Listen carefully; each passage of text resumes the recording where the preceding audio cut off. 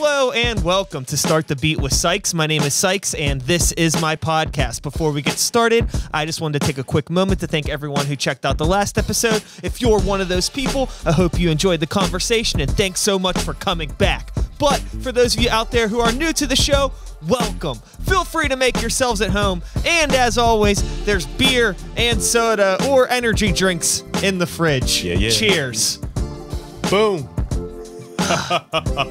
It's a Sunday afternoon. I'm having a water. You're having an energy drink. I feel the last thing in the world that I need right now is an energy drink. Do you drink a lot of those things? No, dude. I needed it today because it's a busy day today. But I thought, you know what? Bang is the way to go. Okay. You know what I'm saying? I mean, I remember one time I drank 2 of these. Biggest mistake of my life. Wow. I was driving back and I was like, I am about to pass out. This was to keep me up, not knock me out. Yeah. And I was like, biggest mistake in my life. But I love me some Bang. All right. Yeah. I could do coffee. I drink already probably way too much coffee, but the energy drinks, like I don't do a lot of soda or a lot of sugar in general. Yeah. So like if I drink one of those things, it's like, right. It's way too much. But enough about me. Let's talk about you. There it is. We are sitting here today with the one and only Fernando De La Cruz. Thank you for saying it right.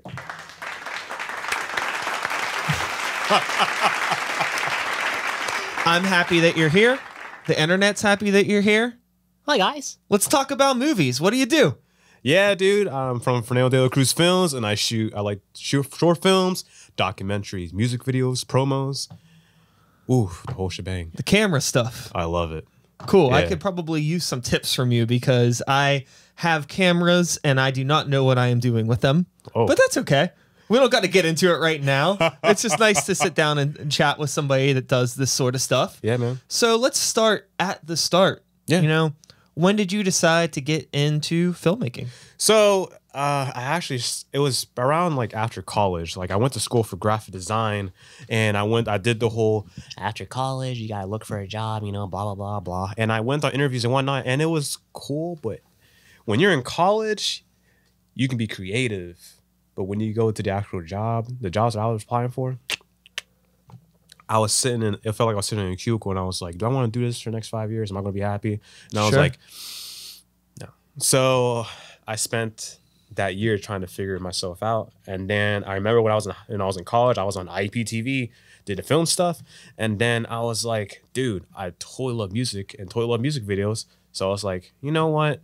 Videos are so cool. Why don't I just give it a go? So I found Light Film School, and one of the project was to shoot a music video. And I shot my first music video, and I was like, whoa, I love this. And so I just started from there, and here we are.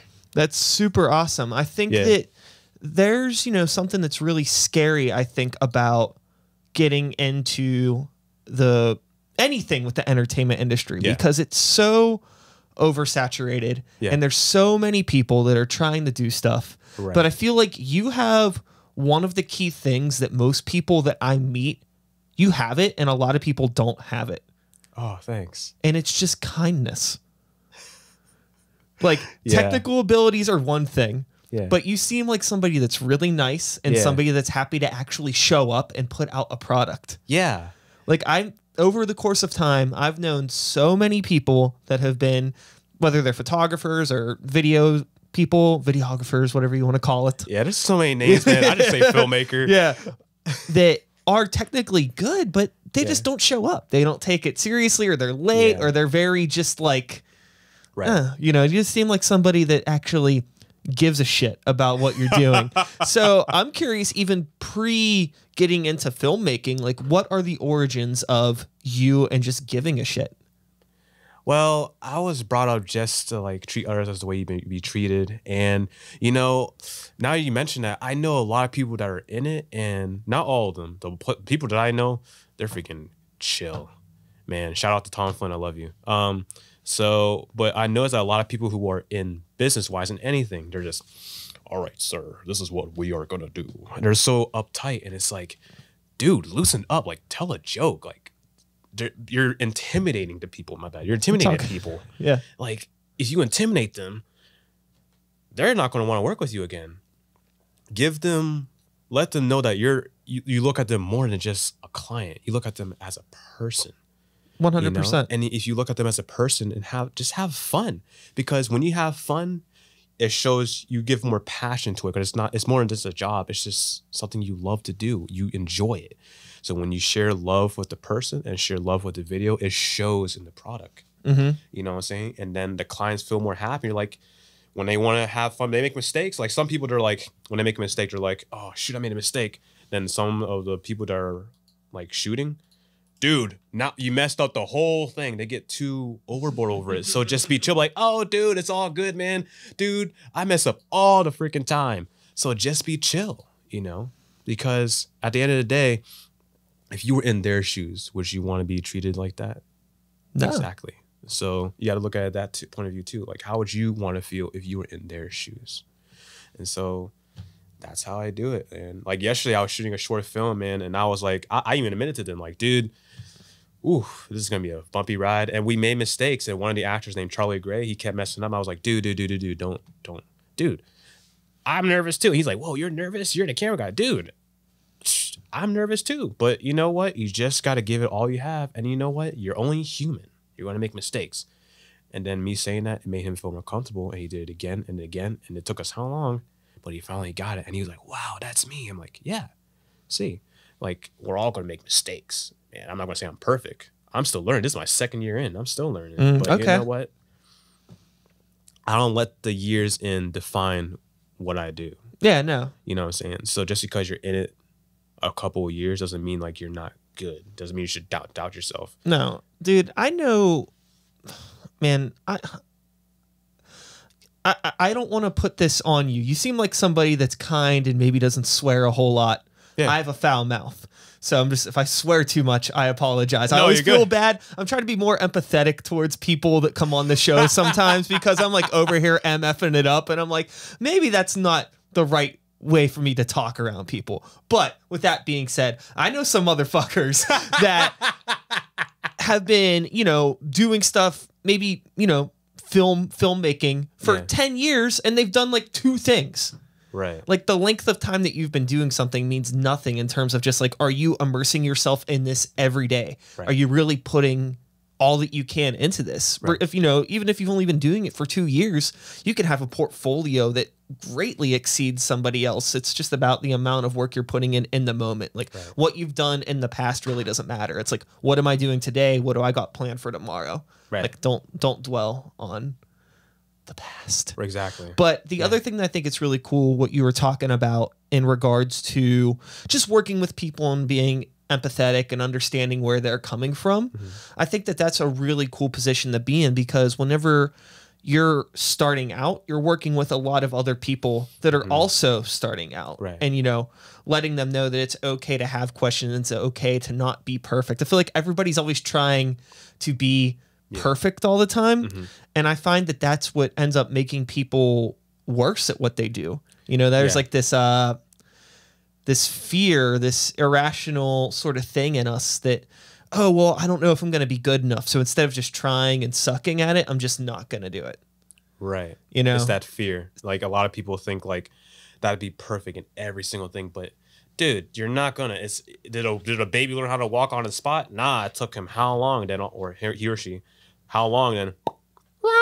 They learn how to walk. You know, that's how it is with everything. It's gonna take you a minute. You're gonna make mistakes. Admit it. You don't have to. People say fake it till you make it, which is true, but to a point. Believe in yourself. Believe, and you'll achieve. Put that in your mind. And so, like, if you believe in yourself enough, you're gonna do it. If you make a mistake, oh well, you know, we all do. You learn from it. At first you don't succeed, get back up and try again. TLC, I think that is. Sure. There we go. Yeah.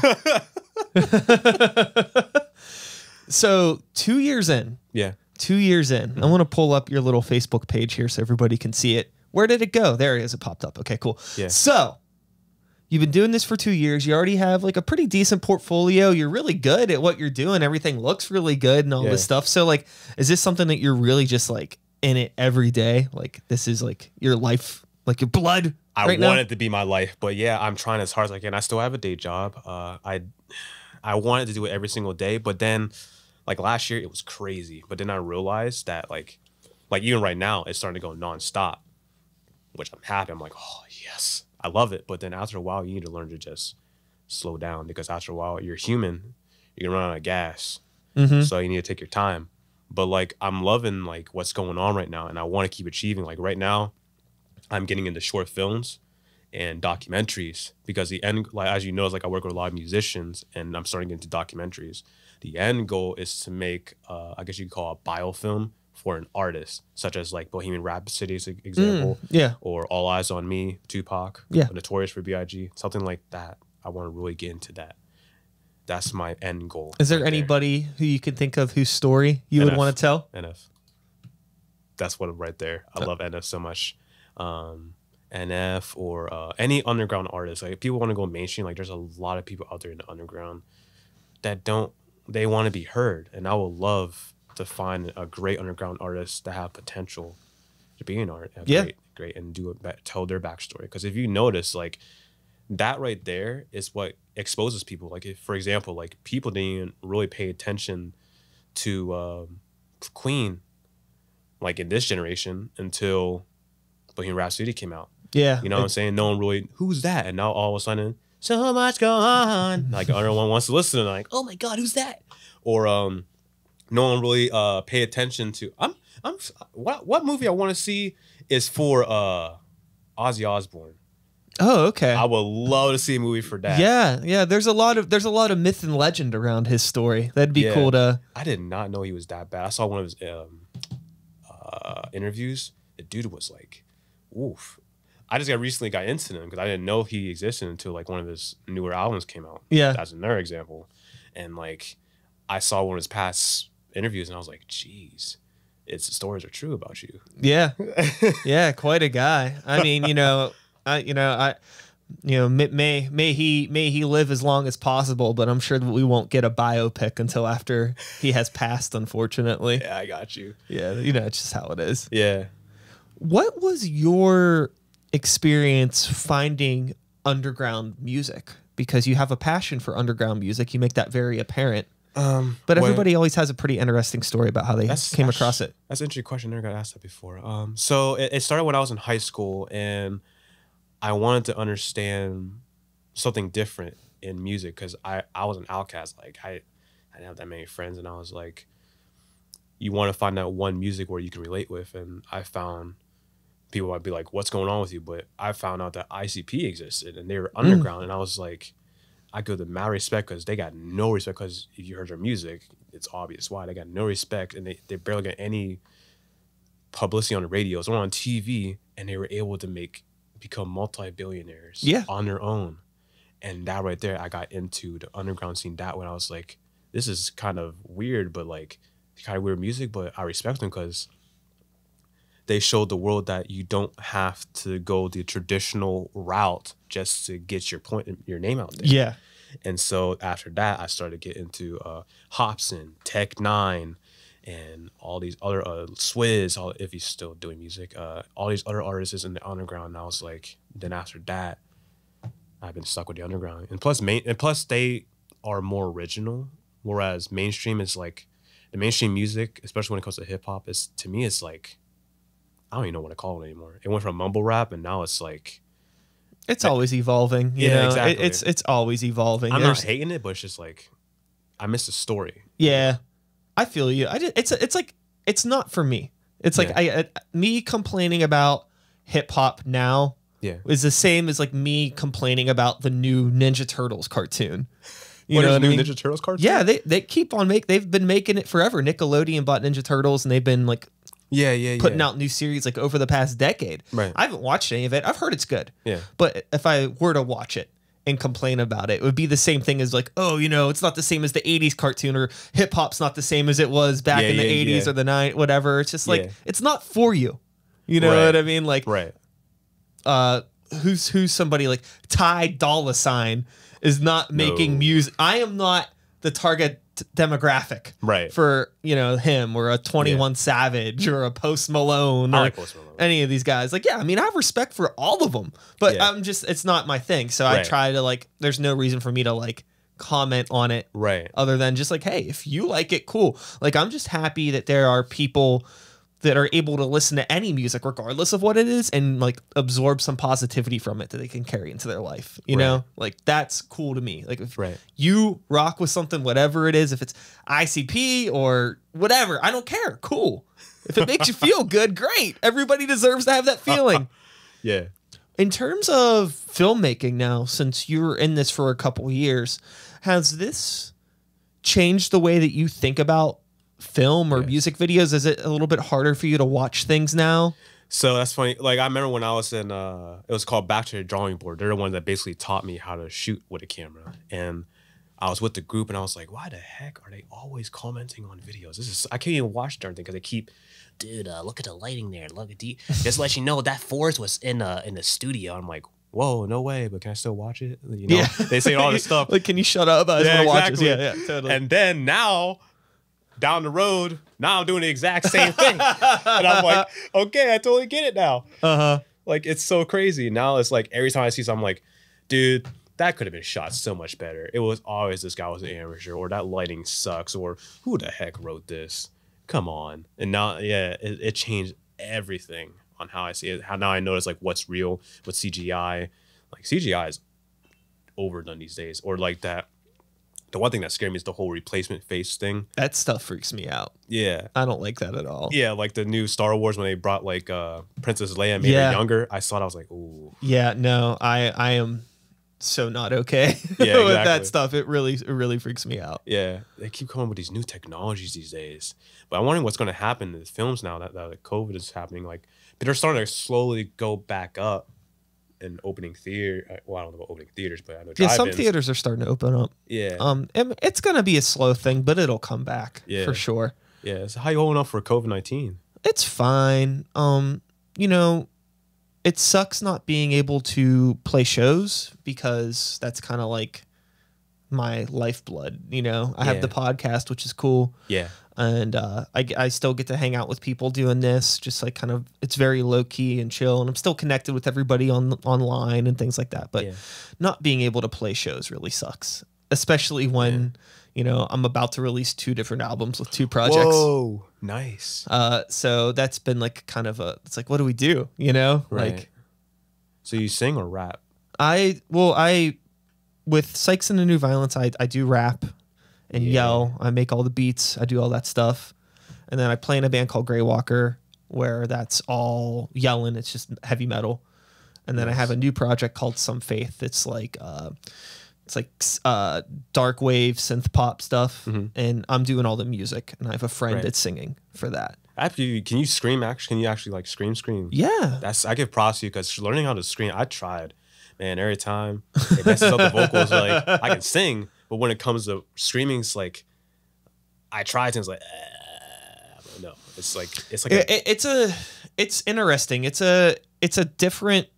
I mean, there's definitely a right way and a wrong way to do it.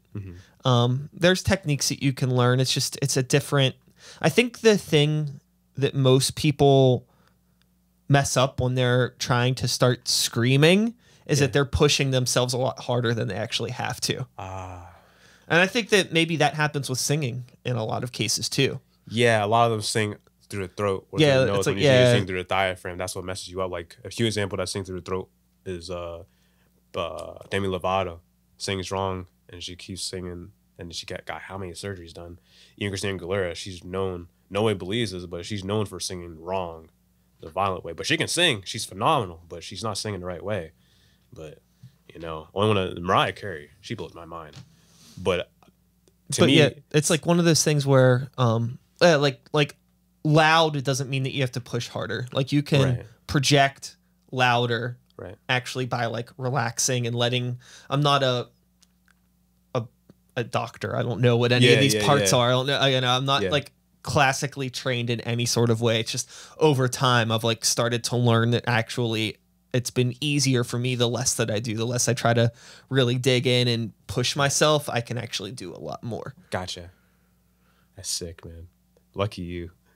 Or like Corey Taylor. I love Corey Taylor. Yeah, great vocalist. Or Jonathan Davis. Jonathan Davis is really unique, especially when he sings. Yeah. He has a very unique style. Yeah, that's always been, you know, one of the things that I think is great about, I mean, both of them as frontmen is that they have like very distinct personalities that have like carried throughout decades. Right. You know, like Korn's been a band since the 90s. Like that first Korn album is almost 30 years old. Right. And that's crazy to think about. You know, like that's fucking wild. Yeah. But yeah, they've held on, and you know, there's not really many other people that sound like them. And if they try, it's just like, oh, you just sound like Jonathan Davis. Yeah, exactly. You know? Yeah, even Corey Taylor, like he's getting into hip hop actually. Yeah. It's so crazy. Like he's going on his own. He's still with the band, but he's going on his own, doing all these different projects. It's like, this dude is phenomenal. Jonathan Davis did his solo album, but it was okay. It was like Korn Light. Yeah. Yeah. Yeah. His newest album was pretty good. I loved his newest album. It was sad though because it was dedicated to his wife. Yeah. So, but yeah, man, I love rock, man. I love rock, hip hop, art, everything. I guess you can say I'm well rounded when it comes to music. You know, you gotta learn to respect all music. I feel like it's impossible not to be nowadays because like as every genre progresses, it's like absorbing things from other genres. Exactly, like country, like even country's like starting to get more popish sounding. Yeah. Like I've like Kane Brown's coming and what's that band called? Stan and Dan, or I have no idea. They sang 10,000 Hours with Justin Bieber. I don't know. Or Speechless.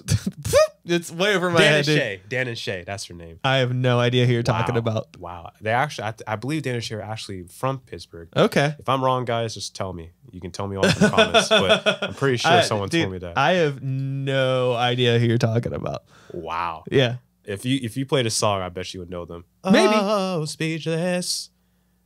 Wow. Maybe I've heard it. I've heard it. You know, I'm not somebody who like intentionally avoids pop music. I like a lot of pop music, but if I don't hear something, I don't hear it. Right.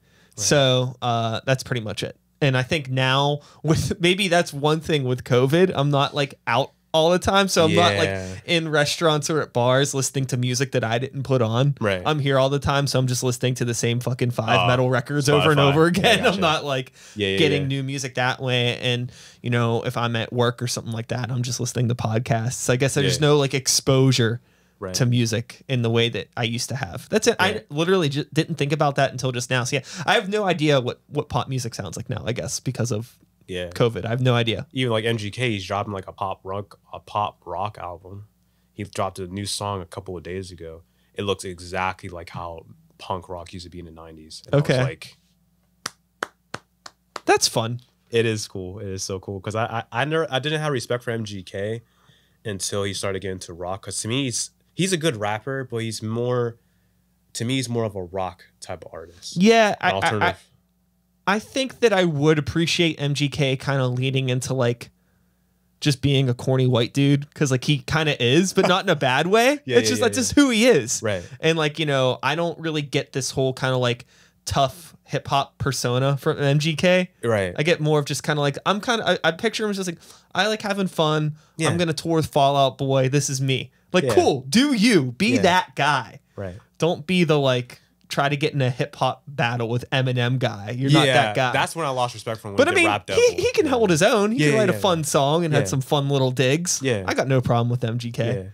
Yeah. But I do appreciate, I think that it's cool to see or cool to hear that he's taken that route. I think that'll be much better. I feel like a lot of his fan base was probably already in that world already anyways. Right. Yeah, people that like that kind of music, but also kind of liked some rap. Yeah. They probably liked MGK, so it's cool to like cater to that. Right. So can you freestyle actually? You know, I'm not much of a freestyler, to be honest with you. In terms of writing, it's a lot more like introspective and storytelling. I'm not kind of like a braggadocious MC. I never was. Gotcha. So it's a little bit harder for me to like do that. Right. In times when I have freestyled, it just like goes into like the worst levels of debauchery. It's just, you know, talking about like farts and shit because like, you know, my brain just is, I don't have that like swagger to like be like, you know, I'm cool and like, or like do like a battle and like diss somebody because I'm too kind. Like, so it's always just like, it's not my thing. You know? I'm a lot more of like a a songwriter, I think, than a rapper, but I tell my stories through a hip hop perspective. I was just curious because you're in hip hop. So I was wondering if you can freestyle too. Yeah, no, you know, I was like, again, I was never just super. It's just a skill set that I was never super interested in. Right. Because like when I'm writing, it's like I'm thinking a lot about like the structure of the songs and what the story I'm trying to tell is. Right. So it's always way more thought out. Like it usually takes me a long time to write something because I put a lot into it. It's not just like, oh, let me write a quick 16. Right. You know, I've never been that guy. Right. So, and I think that's why it's kind of hard for me to connect with a lot of hip hop because like I understand in much the same way that maybe you might look at something that's lit funny and be like, I don't know why they would use that lighting there.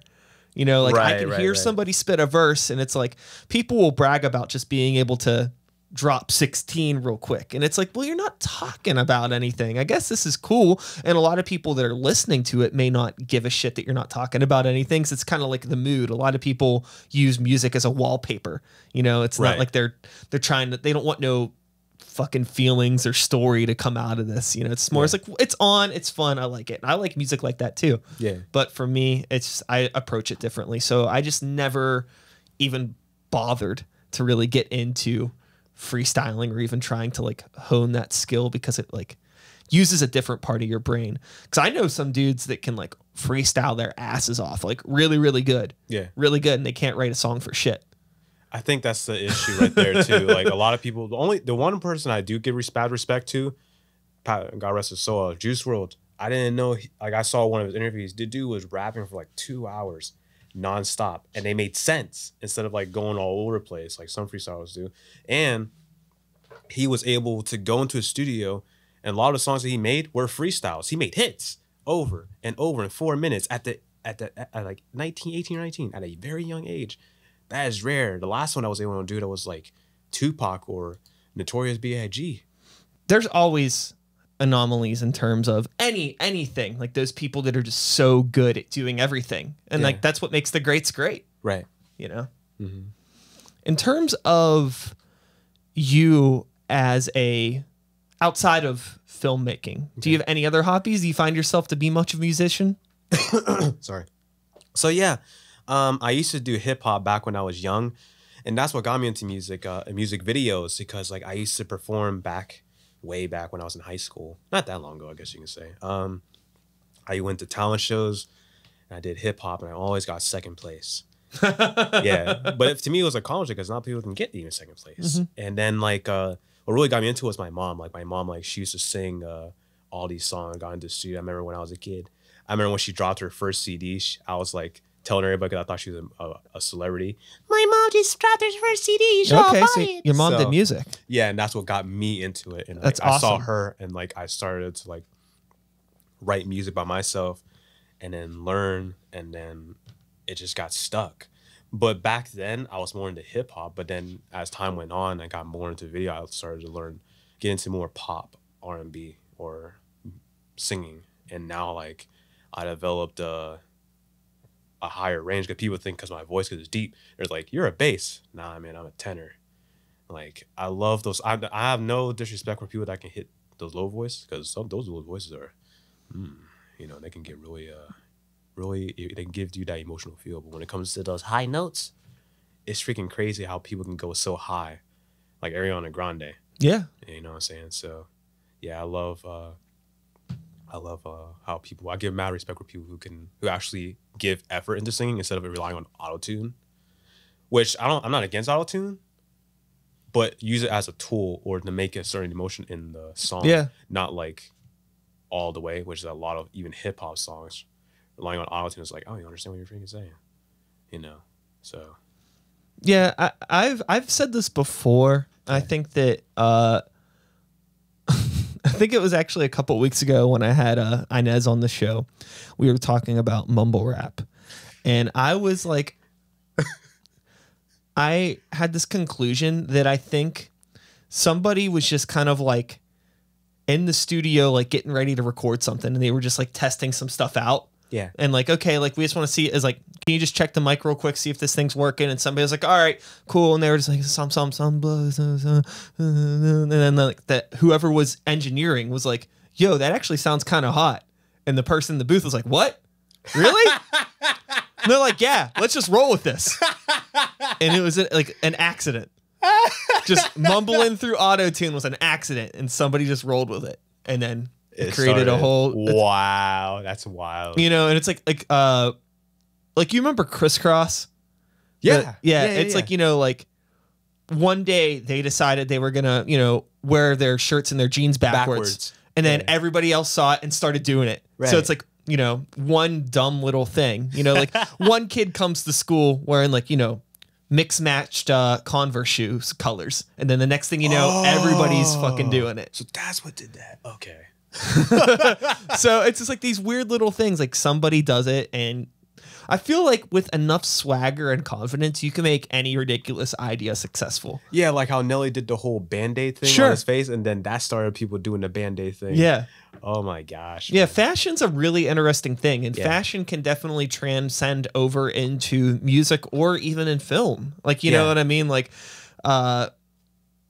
with film, you know, oh, they're using a lot of CG for stuff now. So I guess we'll use a lot of CG for stuff now, or they're color grading things like this. So we'll color grade things like this. And all of a sudden everything looks like a depressing movie. Right. Exactly. Even if it's like, you know, a happy TV show about cookies, you know, it's like all color graded, super weird and drab. And, but like, I don't know. It's like, people, and it's like interesting that like that's what looks good. Right. Like I just got this Sony ZV-1 over here, and it has all these like high definition like presets in it that just blow the contrast out on everything, and it's like, is this like, it's like, did Instagram ruin what everybody thinks like a good picture is supposed to look like?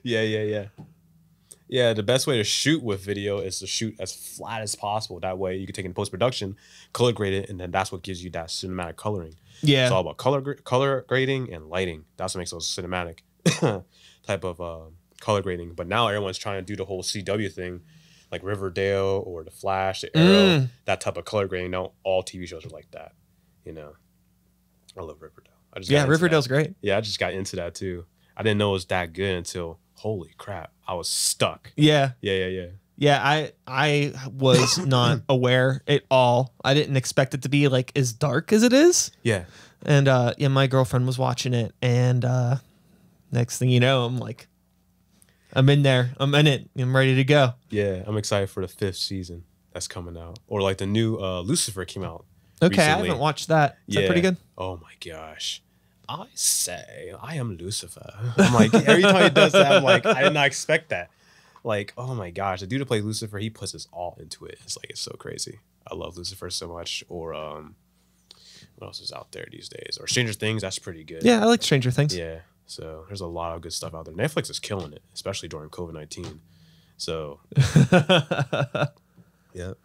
With you as a filmmaker, kind of going back to the conversation we were having a little bit earlier in terms of like, you know, empathizing with the people that you're working with clients, and being transparent and communication, you know, what in your limited experience now, so it's been a couple years, but I'm sure you've done a good handful of projects. Yeah. What is something that you've seen like working with bands in particular, you know, that is maybe like changed your mind, if at all, about the way like bands operate? Because I feel like a lot of bands don't have like the most professional demeanor. Right. And it's like interesting, like trying to like, how do you help a band be more professional without being like a dad? Because it's like not, you know, your fucking job to tell a band how they should operate. But at the same time, it's like a pain in the ass, because like, you know, a band could be really good, or like you might, you know, want to work, you might want to do a video with them, but sometimes people can be hard to work with. You know, how have you navigated some of those situations? The thing is, like, I noticed like a lot of people, they try to make only the filmmaker do all the work. But what I like to do is like, I like to ask the questions to the artist and it's not just me doing it, it's us doing it. So I'm like, yo, dude, let's do it this, but what do you think? Then they're like, oh, well, this is what I think. And so it starts to look more genuine, and it shows their personality more, because they put their effort into it. They told me what they want, instead of me just giving my thought process. I ask them questions and then we work together instead of me just directing, which directing is cool. But what I like to do is let the person I'm working with direct too, so that they can feel like they know what they're getting instead of wondering what is it going to look like from looking at your portfolio. They're like wondering like, is it going to look like that? So when they work with you, they know what's going to look like because they put their process into it as well. And also what I learned from musicians, like the image that they put in front of the camera and the image of them in actual person, totally two different people. Yeah, it's usually. Like, it's totally chill. Like they might seem hard on camera or behind the camera or on camera. They seem like hardcore when they're all said and done. They're really the kindest people. So freaking smart. Some of them are crazy. But like, you know, it's so funny chill. on the flip, you know, sometimes there's some of the meanest people that I've met have made like the prettiest sounding nice music, like these like little indie pop bands that sound like, you know, like these sweethearts, and then they're like the most intense, unbelievably terrible people to be around. Oh my gosh, yeah, I've noticed that too. Like I noticed like this one dude, he's another underground artist. His name is, I don't know him, but I know of him. His name is Joker, and his voice is like blah, blah, blah, blah, blah, blah. But when you actually hear, no, his voice is really light, and then when you hear him rap, it's like rah, rah, rah, rah, rah, rah. But then when you hear him, it's like it's like, holy crap, you sound like an angel. But how come you sound so aggressive when you rap? Totally different things. It's like, I don't know. It's just how it is these days. You know, one artist I like that some people might even like Adam Levine, I believe his name, from Maroon 5. Yeah. I love that dude so much. I love his voice. His high voice is so freaking crazy. Oh my gosh. One person I do also like still, even though he's dead, Michael Jackson. I love that dude so much. And I try not to think about the whole new documentary that came out, I think it was last year, Leaving Neverland. I think that Finding or Leaving. Yeah, Leaving Neverland. Yeah, I'm not too sure. I didn't watch it. Yeah, a lot of people are claiming he did what he did, but it's just like, I can't really believe that he did that. If he did, okay. But you know what? I don't know.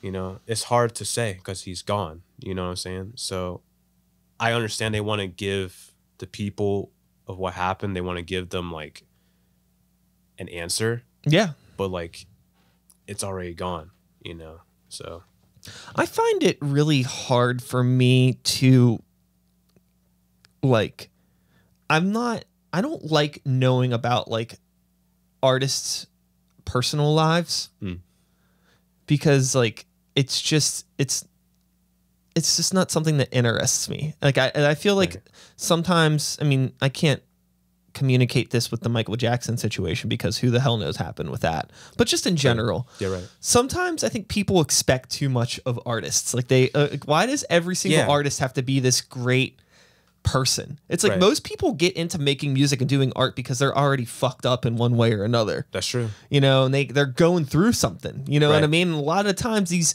artists, you know, that maybe get called out for being shitty in one way or another, like they're writing songs about being shitty. Right. And like, and you connect with them because you're kind of shitty too. And like, you have these things and everybody's trying to work through it. Right. And then, you know, they get put on blast for whatever it may be. And it's like, why do you expect these people to like, you know, you can't hold them on such like a high pedestal because they're just people.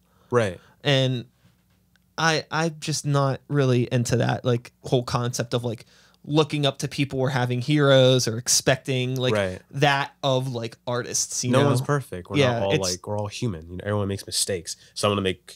Do I agree with the mistakes they do? No, but you know, at the end of the day, you know, it is what it is. Yeah, it's just like you just really shouldn't be surprised. You know what I mean? Like if you're listening to some pop punk band and the singer's whining about, you know, how he can't make relationships work out and how girls are shitty and how, you know, he's a shitty person. And then it turns out that he was actually shitty to people. You can't be surprised. Yeah. He's been whining about it for years. Right.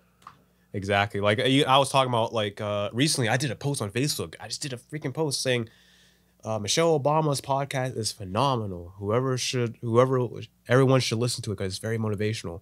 All of a sudden, I just thought it was an innocent post. All of a sudden, if I wanted to listen to, no thank you, I don't want to listen to her because if I want to listen to Goss, I would listen to Cardi B. I'm like, Ashley, her podcast is really motivational. Like, you should give it a try. She's like, no, you support a criminal, blah, blah, blah. And then another person was like, oh, blah, blah, blah, blah, blah, this. Well, our current president is making mistakes. Every president makes mistakes, you know. Sure. And then they were all arguing. They were arguing over one little post, and I was like, "Geez, like if she made a mistake, he made a mistake. 'Cause we all make mistakes. Like God, like." It just was. I put the thing on private. I was like, okay, I'm just gonna block this. Yeah, it's really easy for almost anything to be politicized these days. Yeah, and a lot of people are really just like, they're like ready to go on anything that they see, especially on social media, and it's like it like is scary. Yeah, how like, you know. If I see something that I don't like on Facebook, I just kind of keep scrolling. exactly. And if I see like somebody posting a lot of things that I don't like or agree with, if I notice it, I just unfollow them. I'm like, you know, you don't have to listen to anyone. Everybody that has, you know, a Facebook account or an Instagram account, you have control over how miserable you want to be. You have control over what you want to see on there. Right. You pick your friends. Right. You know, so you're just making it worse on yourself if you're going to want to put yourself in this environment where like, oh, like I'm 100% right and I have to tell you why you're wrong all the time. It's just like, calm down. Like, why? How are you? Like, why do we even have the time to do this? It's because like they can hide themselves, so they feel like they can hide their face. No one's gonna know who they are anyway, so they can just say what they want online. Sure. Online is really, to me, online has ruined like a lot of communication or stuff like that. You know, even like bullying, like it's changed. Like it's ridiculous how the world has changed thanks to media. The media itself is beautiful. It has its positives, but it has its negatives too, which that's a good example of one. It's like it's unavoidable, but I wish that it was easier for people to like know how to navigate it or just to not give a shit about it. Right. Yeah. You know, but I understand that that's a big ask. It's just a lot of people take what they see or what they put out there very personally. Exactly. So it's just like, I don't know. You know, I'm in my mid-30s at this point, and I just do not give a shit what anybody has to say about me on the internet or even in person. Like, I am who I am. But also, you know, I'm very aware too that, you know, if I have a thought that may be a little controversial or something, like I don't put it out there because I'm not like a shit stirrer. You know, I'm just like somebody that, you know, I may feel a certain way about some things, but I'm not just gonna put it out to like make people angry or intentionally, you know, piss people off. A couple months ago, I did a video about like, I think that we should all be comfortable going to live shows again. And I don't agree with that anymore. But at the time I did. And I ended up making a follow-up video about it. It was just like kind of like in this weird in-between where it seemed like things with COVID-19 were getting a little better. And I was just making an argument. And I knew that it was going to not be a popular take. But I you know, I put it out there, and, you know, a lot of people, you know, came back at me that were, you know, with good points. And, you know, I did more research and thought more about it, ended up changing my mind. But like I put that thought out there fully willing to accept whatever came my way that was, you know, a blowback. But I feel like sometimes people will put a controversial thing out there thinking that they're 100% right and like not willing to engage the conversation. I guess that's the ultimate point. Sorry for my rambling. No, you're good. You're good. What's the point of like you can put whatever you want out there, but if you're going to put out a controversial thing onto social media, which is a platform for conversation, but you're not going to be willing to have the conversation if somebody disagrees with you, why even bother? Like, why do you think that you're this be-all, end-all person? It's like, my opinion is right and I need to tell everybody about it. It's like, dude, who the hell are you? You could put opinions out there, but be willing to have the conversation. That's all I'm saying. That's Twitter right there. Sure. They tweet different type of things, and then all of a sudden it's like, oh, okay. I don't even go on Twitter anymore because, like, one, don't understand it. Two, it's just a bunch of random thoughts that people would just say. Some people are just like, I don't even know why you're saying that. Click. You know, but I don't even think about, like you were saying before, I don't think about saying something or two. I just, okay, if I don't like it, scroll. There's no point. Yeah, Twitter is weird for me. I never enjoyed the format. You know, I have one and I share podcast links on it, and you know, it's very basic. Maybe every once in a while I might think of a funny tweet that has to do with like Taco Bell or coffee or something, but that's really about it. It's pretty minimal. I follow some people that use Twitter that are really good at Twitter. Like they just have these funny, dumb thoughts or whatever. Yeah. And it's fun to watch. Yeah. But it's just not for me. And like, I don't know if you've ever felt this way, and I've talked about this on the podcast a lot of times before, so apologies to anybody listening that has to hear me say this shit again. But you know, with everything that I do, I run a lot of social media accounts. I have like 3 bands. I have the podcast. I have social media accounts for work. And, you know, everybody has to have all of the different, you know, you can't just have one thing for each. You got to have 5 for each. And then, you know, got like 40 something social media accounts. Yeah. And like every platform kind of caters to a different personality trait. Right. And it legitimately makes me feel like a schizophrenic person trying to figure out like how do I promote this with through the lens of somebody on Instagram, which is like easy for me because I'm very visual. But you know, how do I do that with Twitter? Right. How do I do that on Facebook? How do I, you know, if I'm gonna do an email blast or whatever, like everything has to be a little bit different. It can't just. That's why a lot of people pay people to do that, because the algorithm for each platform is weird. Mm-hmm. So you have to like. I just do what I can, and it's just ridiculous. Like I did one post on Instagram, I didn't even think it was all that, but hey, still viral, and I'm like, okay, well, I don't know how that happened. See, but that's the thing, is a lot of people. So, okay, I'm gonna say something. Please, if you're watching this, don't take this like super seriously. Oh God. But I feel that the algorithm and coronavirus have a lot in common. Like it exists, but it's not that big of a deal. What?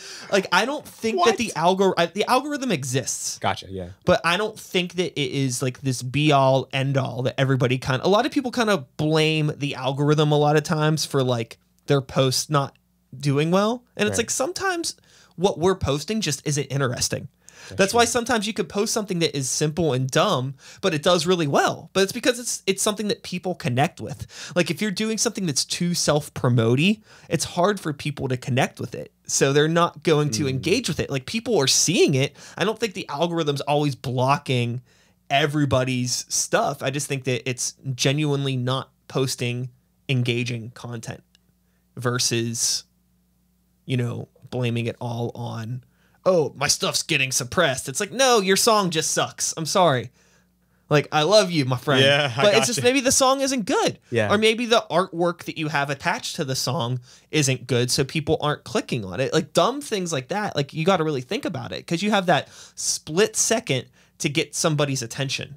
That's true. Right?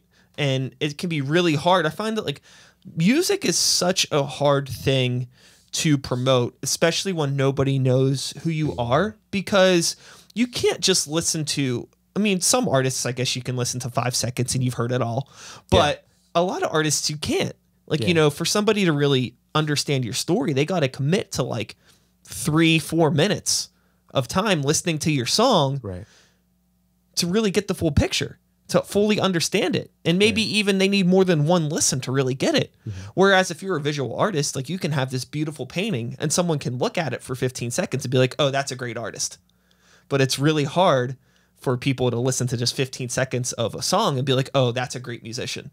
That makes a lot of sense. And even sometimes with like filmmaking and stuff too, like you could put together like a quick reel and, you know, get a job, like get hired off of just like, you know, little 5-10 second clips of videos that are kind of put together. Yeah. You can't stitch together a bunch of like 5-10 second clips of songs and get a label deal or get somebody to like, it's so different because like music, people really have to commit. And I find that like, I don't know. I don't think a lot of people think about that. My brain just goes off into something. That makes a lot of sense, because people stress about it when the more you stress about it, the more you care about, the less you care about the content, because you're worrying about, is it going to give you enough views? Just throw it out there because you're holding yourself back. Some people, like this one person I know, like he has all these videos, but he doesn't upload them because he doesn't think they're going to go viral. Well, guess what?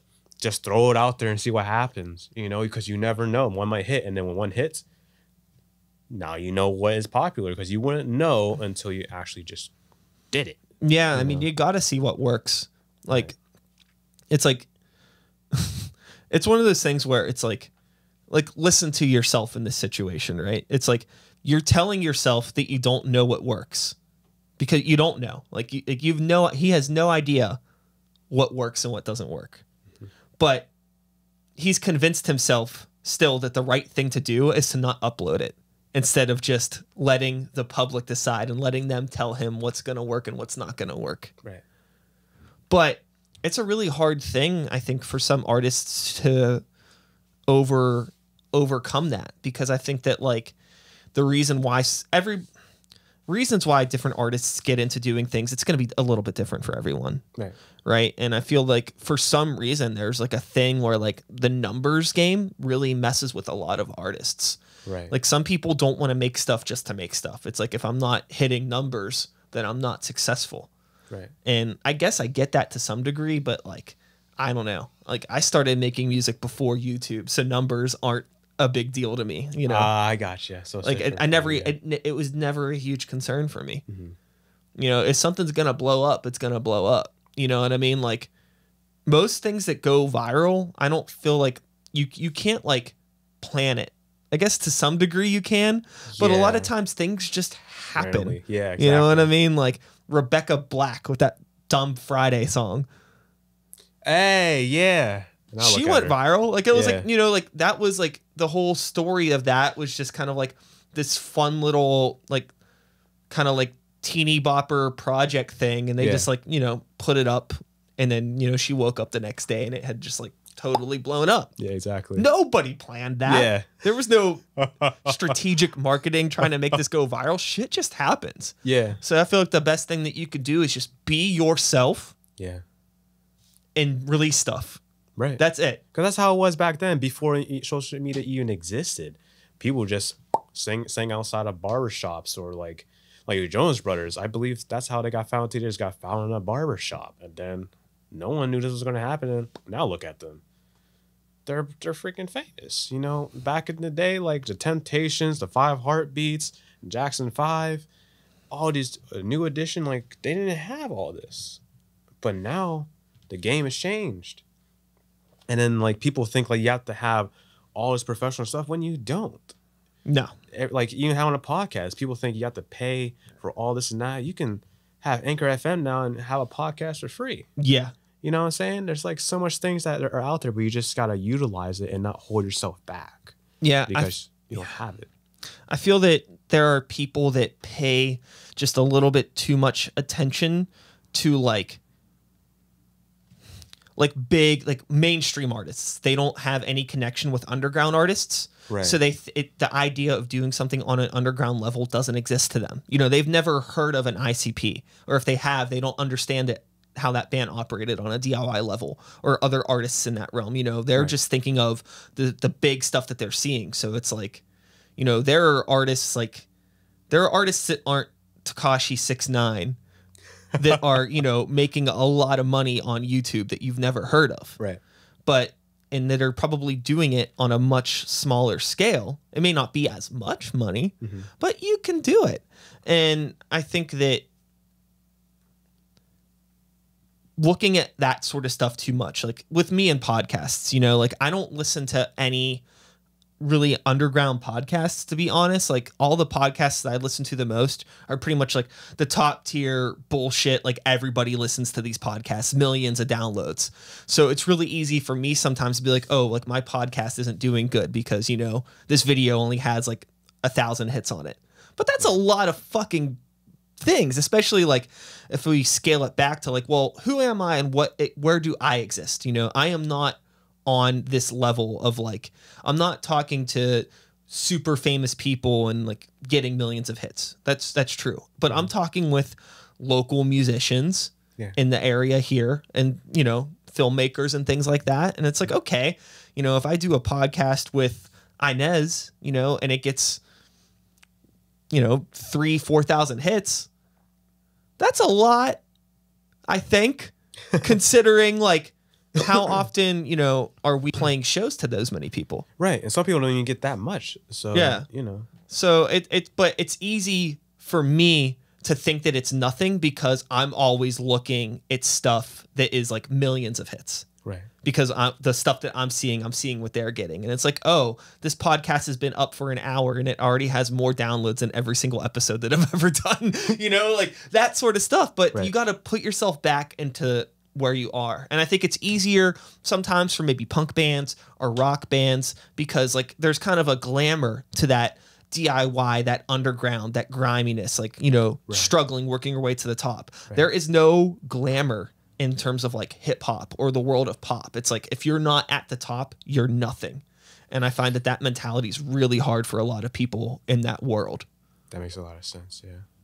It's a shame because there's a lot of hip hop artists these days or musicians in general. Like they're really amazing musicians, but they don't get that much exposure because they're trying to put themselves up to this high of a low. Just slow down, man. You're gonna work yourself up there. And you don't even have to be that image to be popular. And that's for goodness sake, he got into a Christian label, and now he's respected by both the Christian and the mainstream, which is rare. That never happens. Sure, it could be hard. Yeah, he's so relatable because, and he might be a Christian rapper and talk about very emotional stuff, but it's relatable, and he doesn't make the Christianity or religious background in his under his label stop him. He says what he has to say, and that's it. He tells you how it is, and that's it, because he believes in what he believes, and other people believe in what he believes, because he's just being himself. Yeah. You know? I think that, you know, there's one thing that's really cool about hip-hop on the flip that maybe isn't as strong of a thing in maybe rock genres of music is, like, how much authenticity is valued. I feel like in like punk and rock music and metal music, authenticity isn't valued as much as it is in hip hop culture. Mm-hmm. I feel like there's a lot more people really look for an individual, and like they really, if something's fake, people will call it out in hip hop really quick. But you could be like a metal band that sounds exactly like another metal band, and like it's fine, like people don't care. Or you can have like a logo that looks exactly like another band's logo. Like you can, it's a very incestuous sort of culture. Everybody's kind of always ripping off each other, and it's welcomed and encouraged, and it's like paying homage, and it's cool. But if you do that in hip hop, people are like, oh, like that's whack. People really encourage authenticity. And I think a problem that some artists have is if they are trying to, like, you know, like, oh, like I really look up to Post Malone. I want to do Post Malone numbers, so I'm going to make music like Post Malone, and I'm going to do stuff like Post Malone. It's like, if people want to listen to Post Malone, they're going to listen to Post Malone. Mm-hmm. They're going to see you and be like, I don't fucking want to hear this. I'm listening to Post Malone. Right. And what those people are missing is, you know, the important thing, which is be yourself. Originality. But also there's a lot of people that aren't looking at that top shelf. Right. A lot of people that are constantly looking for new music in the middle. You know what I mean? That are looking for you in who you are as an original person. Right. But if you're constantly trying to like climb onto that shelf to be up with Post Malone, they're not going to see you. Right. And the people that are looking for Post Malone are also just not going to see you. So you're in this weird in-between of nobody giving a shit about what you're doing. Right. So you could actually scale it back. And while you may not be hitting Post Malone numbers, you're still probably going to be doing better than you were trying to be a Post Malone. And then also where people mess up is that if you copy that trend, okay, but what if that trend dies? Yeah. You just ended your career. You know what I'm saying? And that's the one mistake. People need to understand originality is the most important part. If you got, everyone's influenced by somebody. If you got influence, okay, but don't be the exact copy. Make it your own. Yeah, you have to try to make your own wave. Right. It can influence everybody's, like you said, everybody's influenced by something.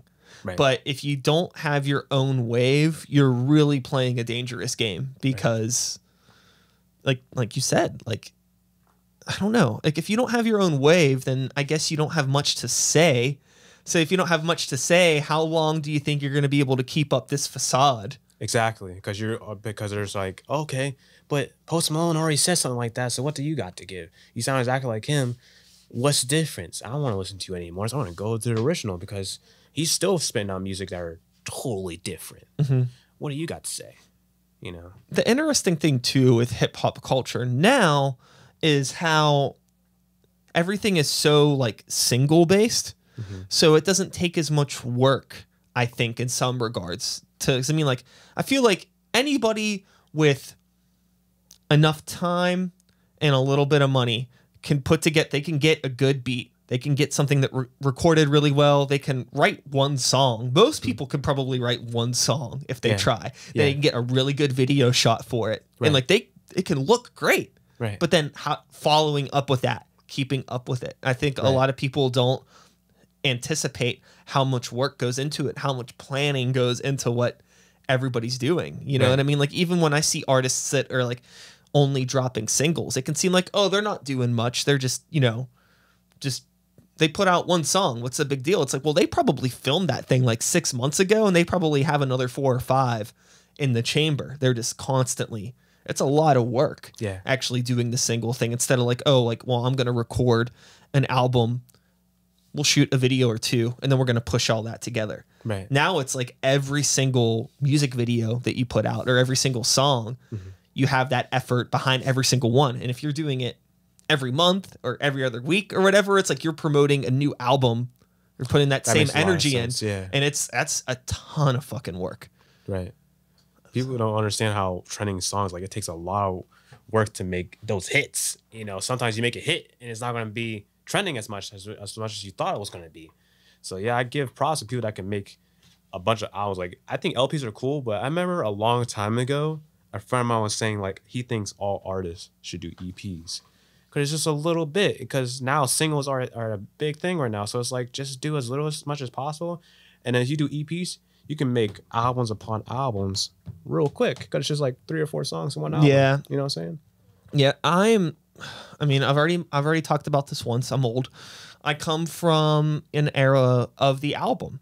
So I love the idea of albums. I love an artist that can release an album, and I love being able to sit down and listen to the whole thing. You get this whole story. It's a beautiful thing, you know, getting like a new hour of content from an artist that you love, or maybe somebody that you've never heard of before. Yeah. You know, like, it really rubs me the wrong way sometimes, because I'll find out about artists and I'm like, oh shit, you know, that song fucking rules. And I'll go on Spotify and I'm like, it's their only song, or there's like 2 others, you know, and I'm like, fuck, like I want more. Yeah. But not everybody listens to music the way that I listen to music. Most people they're only listening to 10, 15 minutes, 20 minutes at a time. So if you're giving them an hour of content, you know, you're going to have a whole chunk of an album that nobody has really listened to. Yeah. So you are better off just releasing it in chunks. So at least you're giving people the opportunity to hear everything that you're doing. Right. Plus, people's patience is slowed down too, thanks to TikTok. I blame TikTok, because like, you have so much little time frame to shoot something. So now everyone's listening to other things, like everything's got to be quick. So okay, you don't grab my attention. Swipe right, go into something else. Swipe right, don't like you. Yeah. So yeah, or just swipe left. I don't know which one it is. Yeah, I feel like TikTok, I'm not a fan of it. I understand why it works, and I'm not gonna bash anybody that uses TikTok. Yeah. But for me, I feel like, have you ever like eaten something that's too hot and it like burns your palate and like you just can't taste anything anymore? Yeah. I feel like TikTok burns people's like palate in terms of consuming art. Right. It just like, they don't understand how to process things anymore, because it's like they don't take the time to appreciate anything. It's like you just become numb. Right. And like, I worry about people that use it all the time. It's like, how the fuck do you give a shit about anything if like all you want to do is just consume content that quick, that much? Why do you need to consume that much of anything? Right. It's like, you know, art shouldn't be like an all you can eat buffet. And I guess that's maybe a problem with like putting art on social media in general. Right. I feel like, you know, this, not to be like pretentious, but it should be served like a proper meal. No, I'm hungry. But people don't want to eat like that, I guess. People don't want to consume art like that now. Right. You know, I don't know. This is at the potential risk of me making myself even more sound like older and complaining about kids in the social media. It's just not for me. It's not for me. And who am I to say that like the enjoyment that I got out of listening to albums, like, kids that are now consuming shit through TikTok or whatever, they may have the same level of passion and enjoyment Just different. that I had. It's just different. Yeah. It's not for me. I just kind of got to step back. But I am not making a TikTok page anytime soon. Yeah, I Wanted tried on that. it, and I don't know. It's just not my thing. But it's cool though. Yeah, It's I cool. mean, going back and talking about how different social media accounts have different parts of your brain you have to use. Like you become a schizophrenic person. Like that personality type for me just does not exist. I cannot just come up with little quick videos and just post them. Right. You know, like it takes. I was talking with somebody about this yesterday about how, cause I have a friend. Shout outs to Heather, who would never fucking watch this because it's longer than 15 seconds. She has a TikTok and she's doing really well on TikTok. Yeah. Cool. And she keeps trying to get me to make a TikTok page. And it's just like, you know, it takes the amount of time it would take me to film something and edit it to a minute. It would be quicker for me to like film and edit something that was like 10 minutes. Cause like trying to like edit something down to a minute and have it be a cohesive thing. Right. It's so hard. And it's just not the way that my brain works. Like if you can do that and people, I mean, I've done like minute videos before and like that whole thing. And it's fun, but it's like not genuinely what I want to do. So I'm just not going to do it. Right. So, I mean, it sucks because maybe there is a potential fan base out there that I could capture. But if I'm capturing a fan base that likes me for doing something that I only half want to do, is it worth it? Yeah, is it worth it? Yeah, exactly. Because after a while, it's like you don't want to do it one day, and then it's like you lose your audience. But it's just like, then what if that's your main audience and you messed up?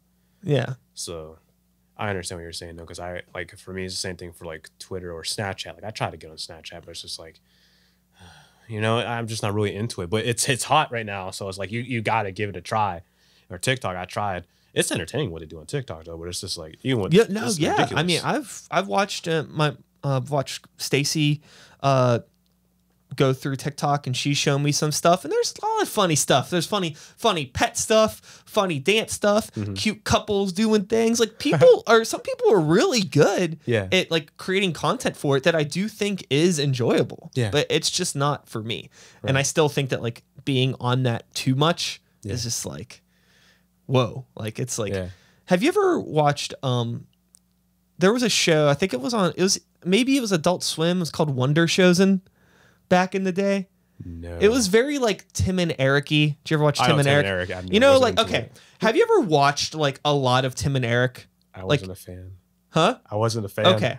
Well, I mean, it's just like there's something when you watch content like that, if you watch a lot of it, like your brain starts to feel like mush. Right? Because like how like everything's all like weird and shot funny and drastically different. Like, you know, like it's just like you watch a lot of it and you start to just feel like, whoa, like I feel like drunk or something, but I'm just watching something. I feel like TikTok does the same thing to my brain, but in a much quicker time frame. Like, cause like you're just going through so much and all of a sudden I'm like, what is happening? Like I don't know. I guess I'm too old. My brain can't keep up. Yeah, like I remember like Vine was a popular thing too. Yeah. That's basically what TikTok is, another type of Vine, you know. But yeah, social media is crazy. You know, I miss the whole like how it is like in person, talk to one another. Now it's just like it's so awkward now because everyone like is on their phones. That's all you see when people walk around in the city. Boop. This dude, the one last thing that because I wanna wrap this up shortly here. Yeah. But I wanna tie a bow on this to get a little bit more film talk. But I have a really good segue in terms of film and social media. Okay. So when you're filming stuff, does it bother you to some degree knowing that a lot of the stuff that you're filming, people aren't going to watch on a screen much bigger than like this? No. It doesn't? No. Because I kind of grew up in that realm where you watching on social media, like the one thing that's really getting me, what used to get me was now even music videos, they're shot like this. Because of stories. And now like I saw this one music video from Sam Smith. It was on his Instagram. It was shot all like this. And I was like, you know what? Why did you get into this? And it's just like, then I started to appreciate it because it shows that you have a skill. Because if you're able to grab the audience at this time frame compared to this, because this is easy, but when you can do it like this in portrait mode and grab their attention, that's a lot of talent. Because a lot of people are so used to the wide frame, but when you crop it down, it's like people are still getting used to that, you know. And it takes a lot of talent to still have the viewer's eyes, the viewer's attention when they can't see everything, but you're still able to grab their attention to that little rectangle portrait. So it did at first, but now I started to appreciate it because it shows that you don't hold yourself back. It makes you push yourself instead of like stick to the old ways, because you have to keep improving. Yeah. Like some people are saying like, let's just shoot everything in 1080 because 4K, no one's shooting at 4K. Well, that's the thing that I think is funny because like, you know, like there's what, like, is it either, I think Sony just put out a camera it's shooting in 8K. That's Canon. Canon. And like me and my buddy were talking about this where it's like that's dope. Yeah. But like who's gonna watch that? Even a new Samsung phone, like it shoots in 8K now. Yeah. The S20 Ultra or whatever. Okay. It shoots in 8K and it's like, that's cool. But why do you want 8K on your phone, man? Like 8K, like, if you're shooting a film, okay, cool. You don't have to use a camera anymore. But really, 8K on a phone, that's too much. 4K is maybe he was talking, fuck, I forget. Maybe he was then, I think we were talking about that. And then something with, I think Sony, maybe a new camera that they're putting out has like a really low megapixel on it, like lower than what is like the standard, like maybe like the highest megapixel on it's like 12 or 18 or something, like it's low, but like something with like the sensors that are in it, like it's still like a really good quality camera. I don't know enough about this stuff. Sounds like bitrate. Yeah. Not sure, but apparently like with this camera, from what he was saying, like on paper it seems like it's not as good, but it's because a lot of that stuff doesn't necessarily matter. It's like what you can do with it. Right. Like the new Sony a7S III that just came out, it shoots in 4K, shoots in RAW, shoots in 120 in 4K, and it has a flip out screen that flips to the side, and everyone's like, ah, and it doesn't like overheat, and people are like, holy crap, over $3,000 for just the body, not lens, just the body, and people are like flipping out. I'm like, I want that, and that sounds cool, but I still want the Blackmagic because it has beautiful quality, and it's $1,200. Yeah. Whereas that camera's like over 3,000. Like, what do you edit in? DaVinci Resolve. Okay. Yeah, that's what made me think about it, because I know that's aren't those tied? Yeah. Blackmagic's editing program is DaVinci Resolve, and their cameras are Blackmagic. And like, I'm into the Blackmagic Pocket Cinema. I don't know nothing. I know a little bit.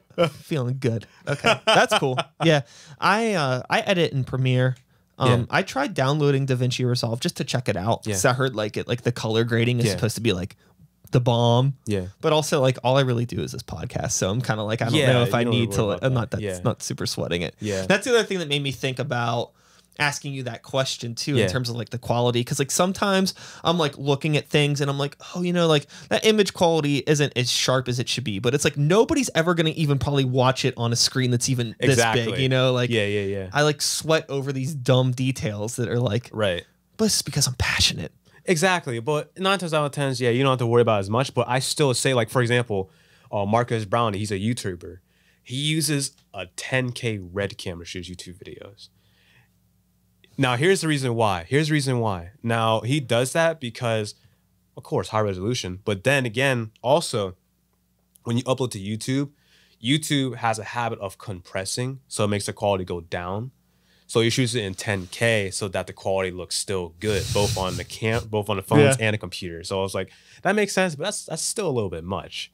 You know what I'm saying? But still, I think it's pretty cool. I guess if you have the means, go for it. Yeah. Right? Yeah. Well, with all that being said, before we completely wrap this one up, let's pull up the website again real quick. Tell people a little bit about, you know, what you do, where they could find you, all that stuff. All right, guys. Which camera? I don't know which one to look at, but you can look at that one. Hi, I'm Fernando De La Cruz, and hit me up on Fernando De La Cruz Films. I'd shoot music videos, short films, documentaries, promos, and recaps for, it used to be for bands, but you know what's happening in COVID-19 now. But, you know, film is my passion, man. I love film so much. And you can follow, if you want to hook up with me and you want to do some videos together, let's go, man. Let's play. I'm the best in the game.